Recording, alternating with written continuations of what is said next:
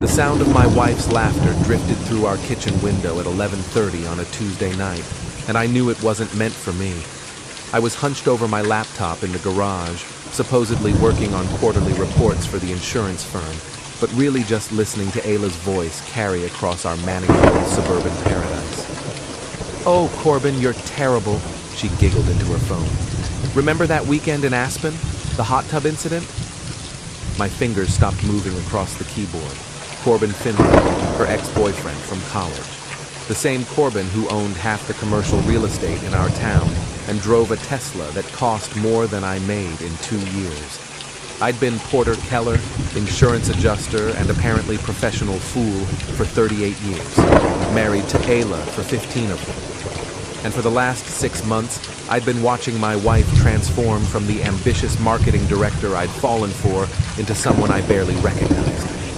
The change started small. New clothes that cost more than our mortgage payment. Late-night work calls that made her giggle like a teenager. Suddenly caring about country club memberships and charity galas that she'd always mocked before.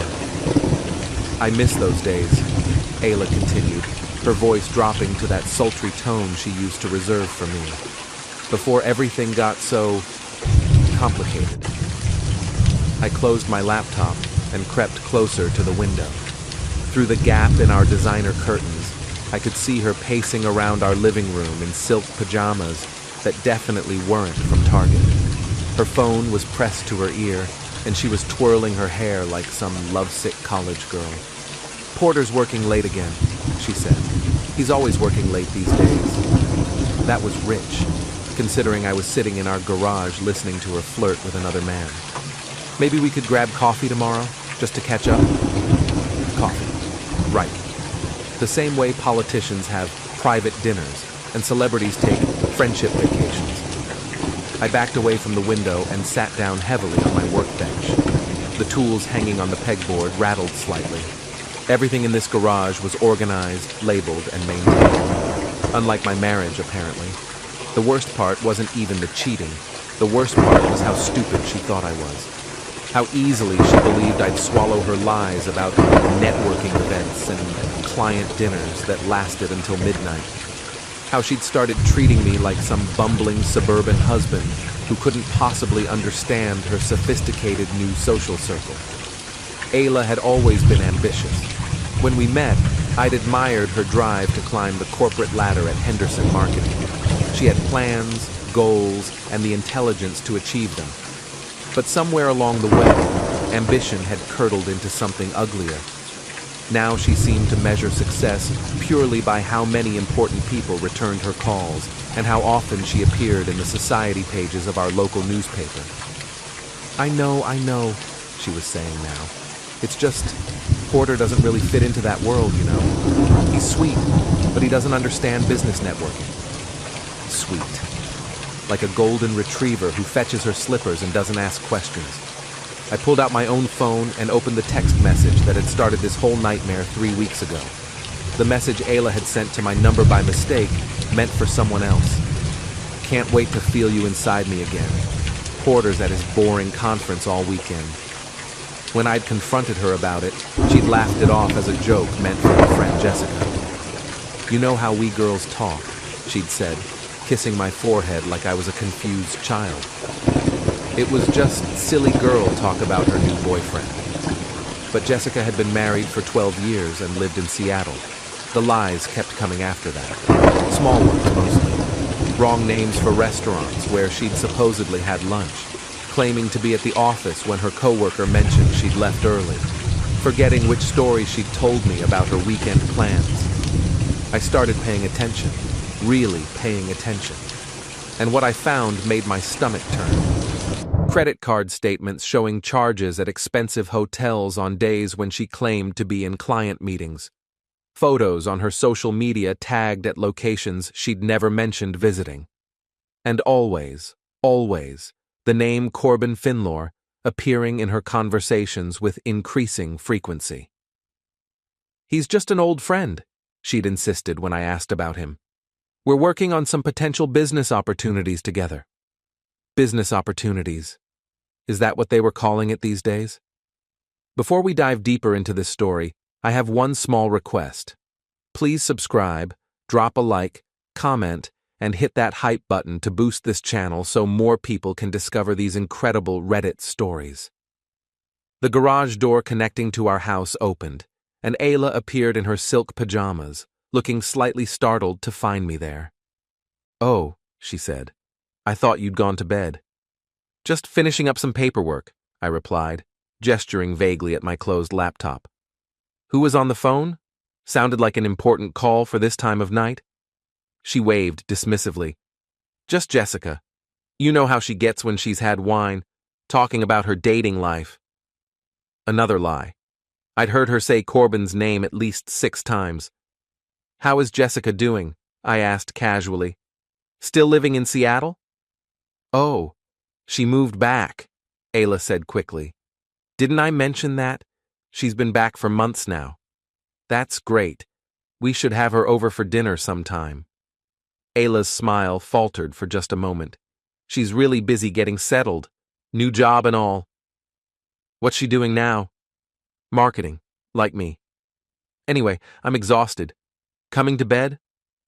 I looked at my wife standing in our garage doorway, spinning lies as easily as breathing, and felt something cold settle in my chest. Not anger, exactly. Something more calculating. "I'll be up in a few minutes," I said. "Just want to send one more email." She nodded and disappeared back into the house. I waited until I heard her footsteps on the stairs, then opened my laptop again.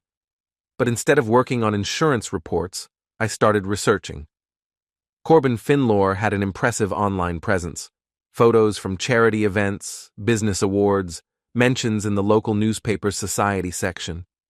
And in several recent photos from various social gatherings, I spotted a familiar face smiling beside him. My wife. The photos were from events I'd never heard of, on dates when she'd claimed to be working late or visiting her sister in Portland. In one picture, taken just last weekend, Corbin's hand was resting on the small of Ayla's back in a way that definitely wasn't professional. I saved the photos to a new folder on my computer. Then I started looking up divorce lawyers.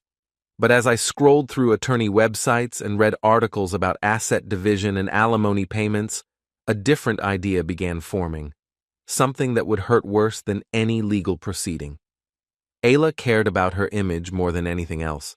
Her reputation, her social status, her carefully cultivated network of influential friends. She'd built her entire identity around being seen as successful, sophisticated, and above the mundane concerns of ordinary suburban wives. What if all of that disappeared overnight? I closed the lawyer websites and opened a new browser window. Time to learn everything I could about Corbin Finlor and his business dealings.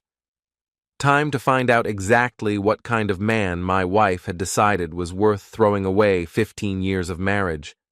And time to figure out how to make them both regret underestimating the sweet husband who supposedly didn't understand their sophisticated world. They wanted to play games with my life? Fine. But they were about to learn that I'd been playing the wrong game entirely. And in the new game I was about to start, I wasn't planning to be the loser. The next morning I called in sick to work for the first time in 3 years. Ayla had already left for her early client meeting by the time I came downstairs, leaving behind only the lingering scent of her expensive perfume and a coffee cup with lipstick marks on the rim. I sat at our kitchen table with my laptop and a legal pad, feeling like some suburban version of a private investigator. The morning sun streamed through our bay window, illuminating the carefully arranged fresh flowers that Ayla replaced every Tuesday. Everything in our house was perfect, curated, designed to impress the neighbors and friends who visited for her dinner parties. It was all a lie, just like our marriage. I started with social media. Ayla's Instagram account was a masterpiece of careful curation. Photos of artfully arranged salads, inspirational quotes about female empowerment, and pictures from various social events around town. But it was the tagged locations that interested me most. 3 weeks ago, the Meridian Hotel downtown. She'd told me she was having dinner with her sister. 2 weeks ago, Corbin's real estate office after hours. She'd claimed to be working late at her own office. Last Friday, the rooftop bar at the Grandview Resort. She'd said she was attending a marketing conference in the city. I cross-referenced each location with Corbin's social media accounts. The man was even more active online than my wife, constantly posting about business deals, charity events, and expensive dinners. And sure enough, his posts matched Ayla's locations perfectly. My phone buzzed with a text from Ayla. "Working through lunch today. Don't wait up for dinner. Client event tonight. Love you." I stared at the message for a long moment, then typed back, "Love you too. Have fun." But instead of wallowing, I grabbed my car keys. Time for some field research. Henderson Marketing occupied the third floor of a glass office building in the business district downtown. I parked across the street at a coffee shop and settled in by the window with a newspaper and a large coffee. At 11:47 a.m., I watched my wife walk out of the building and climb into her BMW. She wasn't alone. A tall man in an expensive suit was with her. Even from across the street, I recognized Corbin Finlor from his photos. He opened her car door for her, his hand lingering on her lower back as she slid into the driver's seat. Then he walked to his Tesla and followed her out of the parking lot. I waited 30 seconds and followed them both. They drove to the Meridian Hotel downtown, the same place Ayla had been tagged in photos multiple times over the past month. I watched from my car as they walked into the hotel together, Corbin's hand possessively placed on my wife's shoulder. Neither of them looked around nervously or seemed concerned about being seen. They walked into that hotel like they owned it, like they had every right to be there together in the middle of a Tuesday afternoon. I sat in my car for 2 hours, watching the hotel entrance and fighting the urge to storm inside and confront them. But that would be playing their game by their rules, emotional, predictable, easy to dismiss as the jealous tantrum of an insecure husband. Instead, I drove to the public library and spent the afternoon researching Corbin Finler's business empire. What I found was interesting. Finler Development owned significant commercial real estate throughout the county, but several of his recent projects had run into financial difficulties. There were liens filed against 2 of his properties, and one of his construction projects had been halted due to permit issues. His company's credit rating had dropped significantly over the past year. More interesting was a civil lawsuit filed against him 6 months ago by his ex-wife, Neera Harvin. The court documents were public record, and they painted a picture of a man who'd hidden assets during their divorce and left his ex-wife with massive debts from their failed business ventures. I printed out everything I could find and drove home, arriving an hour before Ayla was supposed to return from her client event. Our house felt different now. The family photos on the mantel looked like props. The wedding picture on Ayla's nightstand seemed like evidence of a crime. Even our bedroom, with its carefully coordinated colors and expensive furniture, felt like a stage set designed to fool visitors. I was sitting at the kitchen table when Ayla came home at 9:30 p.m., looking slightly disheveled and smelling like wine. "How was your client event?" I asked casually. "Exhausting," she replied, not quite meeting my eyes. "Lots of networking, you know how it is." "Which client was it for again?" She paused for just a moment too long. "The Henderson Group. They're considering expanding their marketing budget for next year." I nodded sympathetically. "That sounds promising. Where was the event?" "The country club. You would have been bored out of your mind. Just a bunch of marketing people talking shop." Another lie. I'd driven past the country club on my way home from the library. The parking lot had been nearly empty, and there were no signs of any events. "I'm sure you represented the company well," I said. Ayla smiled and kissed my cheek, the same casual kiss she'd given me thousands of times over the years. But now it felt like a betrayal, a performance designed to maintain the illusion of our happy marriage. "I'm going to take a shower," she said. "Long day." While she was upstairs, I opened her laptop. She'd left it on the kitchen counter, probably assuming I'd never think to look. Her email was still logged in, and I quickly scrolled through her recent messages. Most of it was routine work correspondence, but buried among the client emails and meeting requests were messages from Corbin. They were careful, professional on the surface, but the subtext was clear. Looking forward to our lunch meeting tomorrow. I have some exciting opportunities to discuss. Thanks for dinner last night. Your insights on the Morrison project were invaluable. Can't stop thinking about our conversation yesterday. You're incredible. The last message was from this afternoon, sent while I was watching them enter the hotel together. This afternoon was perfect. You're amazing, and Porter has no idea how lucky he is. See you Friday night. Friday night. That was 3 days away. Whatever they had planned, it was going to be more than a business lunch. I forwarded the most incriminating emails to my personal account, then cleared the browser history and closed the laptop. Upstairs, I could hear the shower running and Ayla humming some pop song she'd been playing constantly lately. My phone buzzed with a text from an unknown number. Is this Porter Keller? I think we need to talk. Nira Harvin. I stared at the message in surprise. Corbin's ex-wife. How had she gotten my number? I texted back. Who is this? Corbin Finlor's ex-wife. I know about your wife and my ex-husband. We should meet. My heart started racing. Someone else knew about the affair. Someone who might have information I could use. How do you know? I typed. I've been watching Corbin since our divorce. He's predictable. Same patterns, same lies, same expensive hotels. Your wife isn't his first affair, and she won't be his last. The shower upstairs shut off. I quickly typed, can we meet tomorrow? Starbucks on 5th Street, 2 p.m. I'll be wearing a red scarf. I deleted the conversation and slipped my phone into my pocket just as Ayla came downstairs in her robe, her hair wrapped in a towel. You look tired, she said, settling onto the couch beside me. Everything okay? I looked at my wife, her face flushed from the hot shower, her expression concerned and loving. For a moment, I almost believed the performance, almost convinced myself that I was imagining things, that there was some innocent explanation for everything I'd discovered. Then I remembered the way Corbin's hand had rested on her back as they walked into that hotel together. Just work stress, I said. Nothing I can't handle. She curled up against my side, and we watched television for an hour, like a normal married couple. She laughed at the right moments, made comments about the show, and seemed completely relaxed and content. It was a masterful performance. If I hadn't spent the day watching her lie to my face and sneak around with another man, I might have been completely fooled.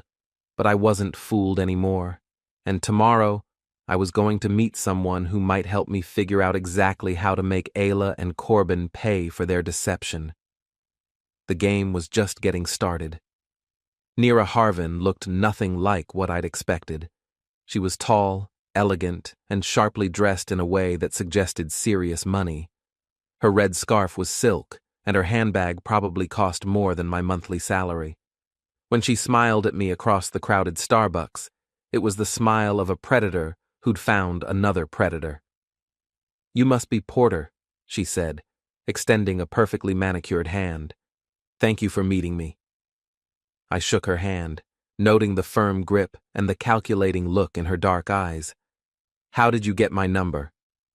I have excellent private investigators, she replied, settling into the chair across from me. When you're divorced from someone like Corbin, you learn to keep tabs on his activities. For financial protection, you understand.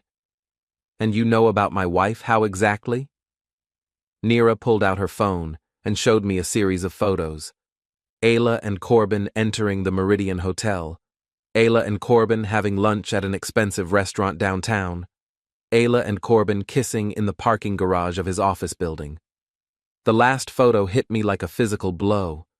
I'd suspected, I'd gathered evidence, but seeing my wife kissing another man with obvious passion made it real in a way that hurt worse than I'd expected. I'm sorry, Nira said, her voice surprisingly gentle. I know how much this hurts. Corbin destroyed our marriage the same way he's destroying yours. Why are you showing me this? Because Corbin Findler ruins everything he touches, and he needs to be stopped. Her voice hardened. He left me with millions in debt from his failed business ventures. He hid assets during our divorce and convinced the judge that I was a vindictive ex-wife making false accusations. I lost my house, my business, and most of my friends. I studied her face, looking for signs of deception. What do you want from me? Revenge, she said simply.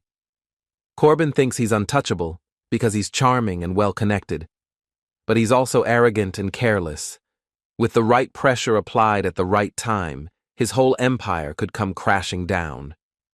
And my wife? Your wife is a symptom, not the disease. But if we handle this correctly, she'll lose everything she cares about. Her reputation, her social status, her precious image as a successful career woman. I leaned back in my chair, processing what she was offering. What did you have in mind? Neera smiled, and it wasn't a pleasant expression.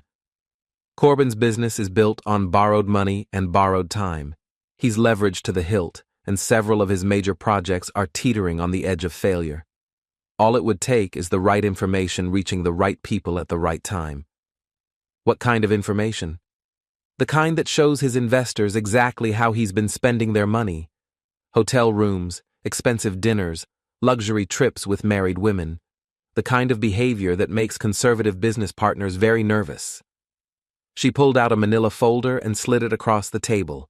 Everything you need to know about Corbin's business relationships, his financial situation, and his personal weaknesses. Consider it a gift. I opened the folder and scanned the contents. Financial statements, business contracts, email correspondence, and detailed notes about Corbin's various business partners and investors. It was a treasure trove of information that must have taken months to compile. Why are you giving this to me? Because I can't use it myself. If I go after Corbin directly, it looks like the vindictive ex-wife seeking revenge. But if a concerned citizen provides anonymous tips about suspicious business practices, that's different. That's public interest. And what do you get out of this? The satisfaction of watching Corbin lose everything just like I did, and maybe some of my money back when his assets are liquidated to pay his creditors. I closed the folder and looked at this woman who was offering to help me destroy my wife's lover. How do I know you're not setting me up somehow? You don't, she admitted. But consider your alternatives. You could file for divorce, split your assets 50-50, and watch your wife ride off into the sunset with her new boyfriend. Or you could make sure that when your marriage ends, she has nothing left to run to. It was a compelling argument. The old porter, the sweet husband who didn't understand business networking, would have walked away, would have filed for divorce and tried to rebuild his life with whatever pieces remained. But the old porter was gone. The man sitting in this coffee shop had spent the last 24 hours discovering just how thoroughly his wife had betrayed him, and he wanted justice. What's the first step? I asked. Neera's smile widened. There's a charity gala this Saturday night at the Grandview Resort.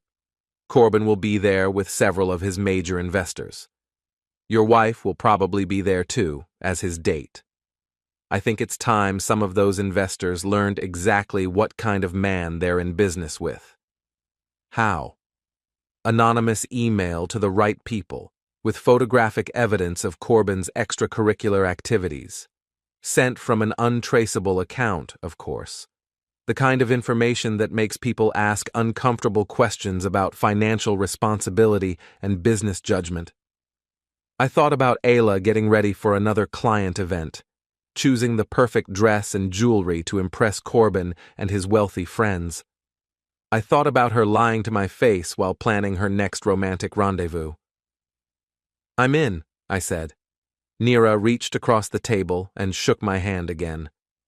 Welcome to the revenge business, Porter. I think you're going to be very good at it. We spent the next hour going over the details. Neera had contacts at the local newspaper's society desk, friends in the business community who could spread gossip, and enough inside knowledge of Corbin's operations to cause maximum damage with surgical precision. The key, she explained, is to make it look like Corbin's problems are business-related, not personal. Investors don't care if he's having an affair, but they care very much if he's using company funds for personal entertainment or making decisions based on romantic entanglements rather than sound business judgment. And Ayla? Your wife has built her career on networking and social connections. Once those connections start questioning her judgment and professionalism, her reputation will be destroyed. No one will want to do business with the woman who helped bring down Corbin Findler. It was an elegant plan, and it appealed to the part of me that wanted to see Ayla suffer the way she'd made me suffer. She'd chosen to humiliate me, to treat me like a fool who couldn't see what was happening in his own marriage. Now she would learn what real humiliation felt like. "There's one more thing," Neera said as we prepared to leave. "Your wife and Corbin think they're being discreet, but they're actually quite predictable. They'll be at the Meridian Hotel tomorrow afternoon, same time as today. If you wanted to gather some additional evidence..." She let the suggestion hang in the air. I understood what she was proposing, and the idea both excited and terrified me. "I'll think about it," I said. "Don't think too long," she replied. "The charity gala is Saturday night. If we're going to do this, we need to move fast." I drove home with the manila folder hidden under my car seat, my mind racing with possibilities. For the first time since discovering Ayla's betrayal, I felt like I had some control over the situation. I wasn't just a victim anymore. I was a player in the game. When I arrived home, Ayla was in the kitchen preparing dinner, humming the same pop song I'd heard her humming in the shower the night before. She looked up and smiled when I walked in, the picture of domestic contentment. "How was your day?" she asked, the same question she'd asked me thousands of times over the years. "Productive," I replied. "Very productive." And for the first time in weeks, I wasn't lying. Friday afternoon arrived with unseasonable warmth and clear skies. I sat in my car across from the Meridian Hotel, watching the valet parking attendants and trying to calm my nerves. In my jacket pocket, I had a small digital camera that Neera had provided, along with detailed instructions on angles, timing, and legal considerations. "Remember," she'd told me during our second meeting yesterday, "we're not trying to catch them in bed. We just need evidence of them entering and leaving together, looking intimate and unprofessional. The kind of photos that raise questions about judgment and priorities." At 1:15 p.m., Ayla's BMW pulled up to the hotel entrance. She stepped out wearing a dress I'd never seen before, something expensive and sophisticated that hugged her figure perfectly. The valet took her keys, with the kind of smile reserved for beautiful women who tip well. Corbin's Tesla arrived 3 minutes later. He handed over his keys and walked quickly toward the hotel entrance, but stopped when he spotted Ayla waiting near the lobby doors. Even from across the street, I could see the way his face lit up when he saw her. They embraced like lovers, not business associates. Corbin's hands lingered on Ayla's waist, and she leaned into him with obvious affection. I took 12 photos of the embrace, the camera's telephoto lens capturing every detail of their body language. They disappeared into the hotel together, and I settled in to wait. According to Neera's research, their typical hotel visits lasted between 2 and 3 hours. Plenty of time for me to position myself for the exit photos and review the plan for tomorrow night's charity gala. My phone buzzed with a text from Ayla. "Client meeting running long. Don't wait dinner for me. Order something nice for yourself." The casual deception was almost impressive. She was texting me from inside a hotel room where she was betraying our marriage, and her tone was cheerful and loving. If I hadn't been sitting outside that hotel with photographic evidence, I might have believed her completely. I texted back, "No problem, love you." The response came immediately. "Love you too." Love. The word had lost all meaning. Whatever Ayla felt for me now, it wasn't love. It was convenience, habit, maybe even pity for the boring husband who didn't fit into her exciting new world. At 3:47 p.m., they emerged from the hotel looking relaxed and satisfied. Ayla's hair was slightly messed, and Corbin's tie was loosened. They stood close together outside the hotel entrance, talking quietly and laughing at some private joke. I photographed their exit, capturing the intimate way they stood together and the obvious satisfaction on both their faces. Then Corbin kissed my wife goodbye. Not a quick peck, but a real kiss that lasted several seconds. That photograph would be the centerpiece of tomorrow night's revelation. They left separately, Ayla departing first, and Corbin waiting 5 minutes before retrieving his Tesla. Even in their affair, they maintained the pretense of discretion, though they clearly weren't worried about being discovered. I drove home and uploaded the photos to my computer, studying each image carefully. The evidence was overwhelming and undeniable. No one could look at these pictures and believe that Ayla and Corbin were just business associates or old friends catching up. That evening, Ayla came home at 7:30 p.m. with takeout from our favorite Thai restaurant. She seemed relaxed and happy, humming that same pop song while she set the table. "How was your client meeting?" I asked as we sat down to eat. "Challenging but productive," she replied smoothly. "The Henderson Group has some very specific requirements for their marketing campaign. It's going to require a lot of creative problem solving." "Sounds like you're up for the challenge." "I think so. It helps that I'm working with someone who really understands the business landscape. Corbin Finler has been incredibly helpful with strategic insights." The casual mention of his name was like a slap in the face. She was sitting at our dinner table, eating food paid for with my money, talking about her lover like he was just another business contact. "That's great that he's been so helpful," I said carefully. "How do you know him again?" "College," she replied without hesitation. "We dated briefly, but that was ancient history. Now he's just a valuable professional contact. He knows everyone in the local business community."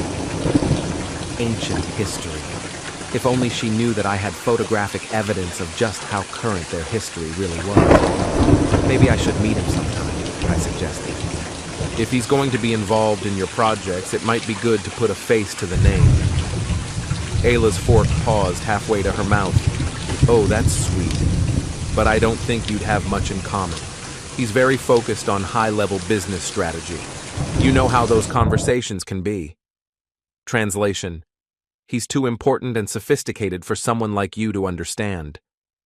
"I'm sure I could follow along," I said mildly. "Of course you could," she replied quickly. "But these business dinners are usually pretty boring. Lots of industry talk and networking. You'd probably find it tedious." More lies wrapped in condescension.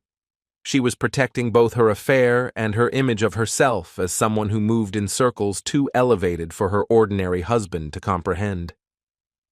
"Well, if you ever think it would be appropriate, I'd be happy to meet him." "Absolutely. Maybe sometime when the timing is right." The timing would never be right, of course. Ayla had no intention of introducing her boring insurance adjuster husband to her sophisticated lover. I was a liability to her new image, an embarrassment she had to manage and hide. After dinner, we watched television together on the couch. Ayla curled up against me the same way she had every night for 15 years, her head on my shoulder and her hand resting on my chest. To anyone watching, we looked like a happily married couple enjoying a quiet evening at home. But I could smell another man's cologne on her hair. "I have to work tomorrow night," she mentioned during a commercial break.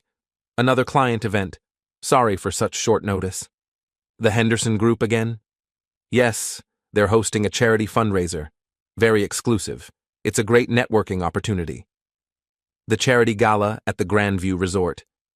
Exactly what Neera had predicted. "That sounds important," I said. "What charity is it for?" Ayla hesitated for just a moment. "Children's literacy programs. Very worthy cause." I nodded sympathetically. "That's wonderful that your work lets you support such important causes. I feel very fortunate. Not everyone gets to combine their career with charitable work."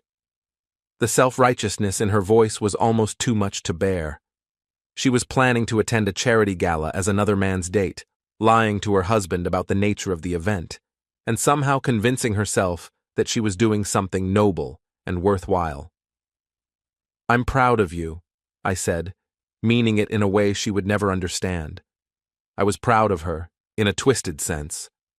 Proud of how thoroughly she'd revealed her true character. Proud of how completely she'd destroyed any lingering doubts I might have had about the plan Neera and I had developed. Tomorrow night, at that charity gala, Ayla would discover what it felt like when your carefully constructed world collapsed around you. She would learn that actions have consequences, and that the boring husband she'd underestimated was capable of playing games she'd never imagined. The sweet, naive Porter was gone forever. In his place was someone harder, smarter, and infinitely more dangerous. And Ayla had no idea what was coming. Saturday evening arrived with the kind of crisp autumn air that made everything feel sharp and clear. I sat in my car outside the Grand View Resort, watching luxury vehicles drop off elegantly dressed couples at the hotel's grand entrance. The charity gala was in full swing, and through the massive windows, I could see the glittering crowd of our town's social elite. Ayla had left home 2 hours earlier, stunning in a black evening gown that cost more than most people's monthly rent. She'd claimed the dress was a loan from her friend Jessica, but I'd found the receipt hidden in her jewelry box. $800 charged to our joint credit card for a dress she was wearing to a charity gala with another man. "Are you ready for this?" Neera asked from the passenger seat. She was dressed elegantly, but conservatively, her role tonight being that of a concerned citizen rather than a vengeful ex-wife. "More than ready," I replied, checking my phone for the third time. The anonymous email account was set up, the photographs were attached and ready to send, and I had the contact information for every major investor and business partner on Corbin's client list. "Remember," Neera said, "timing is everything. We wait until the evening is well underway, when people have had a few drinks and their inhibitions are lowered. Then we send the emails and let human nature take its course." Through the hotel windows, I spotted Ayla and Corbin near the bar. They weren't trying to hide their intimacy tonight. Corbin's hand rested possessively on Ayla's lower back, and she leaned into him with obvious affection. To anyone watching, they looked like an established couple, comfortable and confident in their relationship. Several people approached them throughout the evening, and I recognized some of the faces from the business section of our local newspaper. Corbin was clearly in his element, working the room and introducing Ayla to his network of wealthy contacts. "Look at them," Neera said with disgust. "He's showing her off like a trophy, the same way he used to show me off before he decided I wasn't useful anymore." At 9:15 p.m., Neera nodded. "It's time." I opened my phone and began sending the emails. Each message was carefully crafted to appear concerned rather than vindictive. "I thought you should be aware of some concerning behavior by your business partner, Corbin Finlore. The attached photographs show him conducting what appears to be a romantic relationship with a married woman, using company resources and time for personal activities. As someone who values professional integrity, I felt you deserved to know." The photographs were damning. Ayla and Corbin entering the hotel together, their intimate embrace outside the Meridian, the passionate kiss goodbye after their afternoon rendezvous, and most recently, photos from tonight showing them at the charity gala, clearly presenting themselves as a couple to the business community.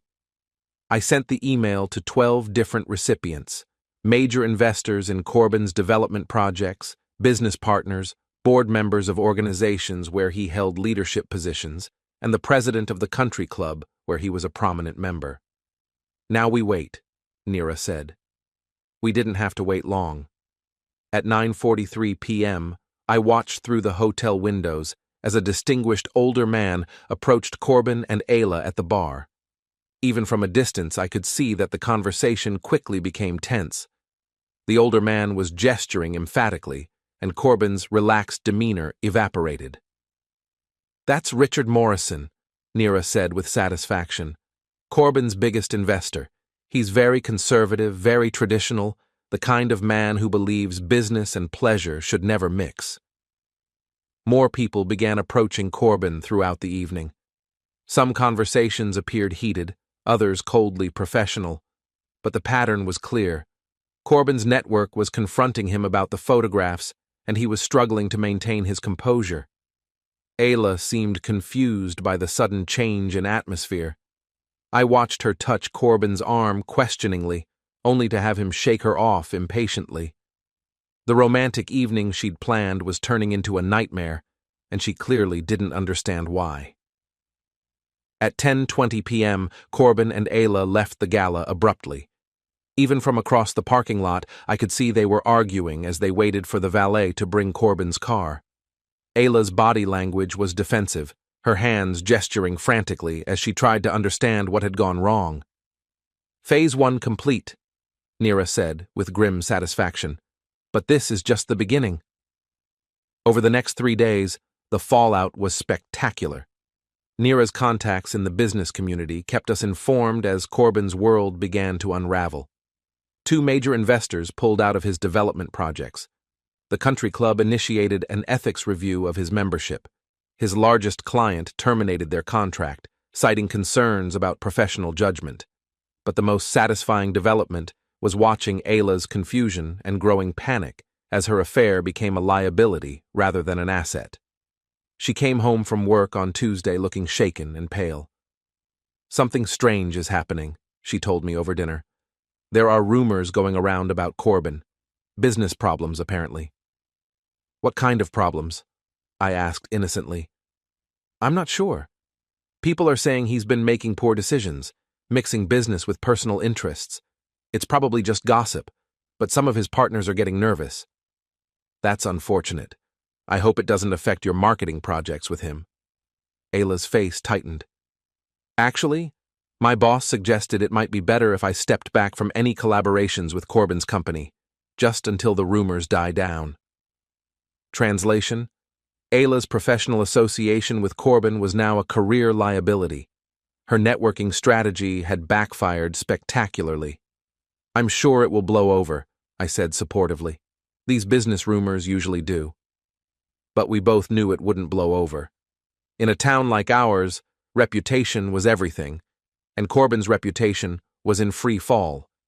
Anyone associated with him would be tainted by proximity. Wednesday brought even better news. Neera called to inform me that Corbin had been forced to put his house on the market to cover his mounting debts. 2 more business partners had severed their relationships with him, and the bank was reviewing his commercial loans. "He's finished," Neera said with satisfaction. "It'll take him years to rebuild his business relationships if he ever can. And your wife is learning what it feels like to be associated with a pariah." That evening, Ayla received a phone call that lasted over an hour. I could hear her voice through our bedroom door, alternately pleading and arguing. When she finally emerged, her eyes were red and her carefully maintained composure was cracking.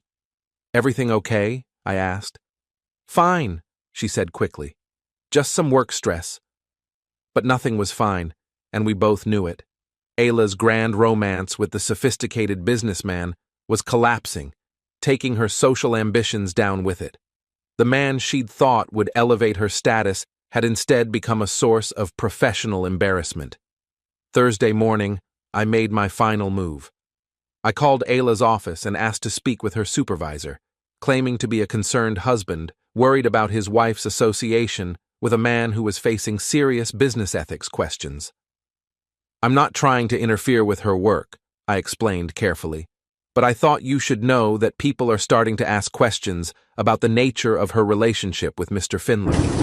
As her husband, I'm concerned about how this might affect her professional reputation." The conversation was brief and professional, but I could tell that Ayla's boss was taking my concerns seriously. In the corporate world, perception was reality, and the perception that Ayla was romantically involved with a disgraced businessman was a problem that needed to be managed. That afternoon, Ayla came home early and went straight to our bedroom, closing the door behind her. I could hear her crying through the wall. the first genuine emotion I'd seen from her in months. When she finally emerged for dinner, her eyes were puffy and her usual confidence was nowhere to be seen. "Porter," she said quietly, "we need to talk." I looked at my wife, this woman who had betrayed our marriage and treated me like a fool, and felt nothing but cold satisfaction. "Of course," I replied. "What's on your mind?" Corbin showed up to our anniversary dinner 10 minutes late and twice as loud as everyone else. Ayla lit up when she saw him, the way she used to light up for me. "My two favorite men," she announced to the table. "Porter, you remember my very influential ex." He clapped me on the shoulder like we were buddies. "So this is the lucky guy who gets the downgraded package," he said, winking at Ayla. "Man, you should have seen her in college. We practically broke the RA's bed." The table laughed. My wife laughed hardest. "Corbin," I said quietly, "you're going to apologize." "For what?" Ayla cut in, wine bright in her eyes. "It's just a joke, Porter. Don't be so sensitive." I kept my eyes on him. "Apologize. Now." He smirked. "Or what? You'll adjust my insurance?" Ayla's chair scraped back. "You're not ruining tonight. If you can't handle grown-up humor, then leave. I'm serious, Porter. Go home." Everyone watched me, waiting for me to explode or beg. Instead, I folded my napkin, set it on the table, and stood. "Enjoy your evening," I said, and walked out without another word. An hour later, I walked back in. Our table was louder now, relaxed, mid-toast. Ayla saw me first, annoyance already forming. Then she saw the woman at my side. Nira stopped at the head of the table, every inch the queen at execution. "Hello, Corbin," she said pleasantly.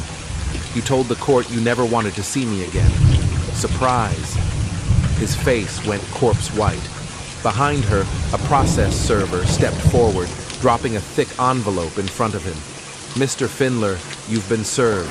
Updated fraud complaint, plus amended filings from 3 of your investors. Congratulations." Morrison, one of those investors, rose from his seat at the neighboring table. I hadn't expected that bonus. "We're done, Corbin," he said flatly. "Loans, projects, all of it. Pulling everything first thing Monday. And for what? This?" He flicked his eyes to Ayla. The room went very quiet. I set a second envelope in front of my wife. "Yours," I said. "Copies of the emails, hotel invoices, and the divorce petition. The house is in my name only, per the prenup you didn't read. The joint accounts were closed yesterday." Ayla's hands shook as she flipped through the first pages, understanding landing in jagged pieces. The color drained from her face. The laughter, the performance, the careful image, all of it cracked at once. She looked up at me, then at Corbin being cornered by his ex-wife and his ex-investor, and finally seemed to grasp the size of the crater where her future had been. Her voice came out as a whisper, shredded and stunned. "Why did you do this? It's all over now." I pushed my chair back and finally felt the weight lift from my chest. "No, Ayla," I said. "This is just what it looks like when the lies stop working." Then I turned my back on both of them and walked out into a night that, for the first time in months, actually felt like it belonged to me.